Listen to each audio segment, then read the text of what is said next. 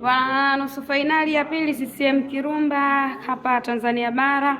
Leo tumeshuhudia magoli takribani 5 yakifungwa, 3 kwa upande wa Azam, 2 kwa upande wa wananchi Yanga, lakini pia goli la offside ambalo ni la Depo ambalo limefungwa. Na magoli yote ambayo yamefungwa katika mchezo wa siku hii ya leo ni magoli ambayo yametoka hapa zaidi, kwa maana ni magoli ambayo yamefungwa kwa vichwa. Magoli takribani 5 katika nusu fainali ya pili kombe la shirikisho hapa nchini Tanzania yamefungwa kwa vichwa, tukishuhudia Himidi Mao Mkame akifungia Azam goli la kwanza kwa kichwa, lakini pia Yanga akisawazisha kupitia kwa Prince Mpumelelo Dube kwa kichwa, Lamek Lawi akiandikia Azam goli la pili kwa kichwa, Zembia na Bakari Nondo Mwamnyeto anaifungia Yanga akisawazishia Yanga goli la pili kwa kichwa. Goli la tatu la Jeftek Tambala Bola nayo ni kichwa, wakati ambao Ibrahim Abdullah Baka akiwa anapiga kichwa kumpeleka mpira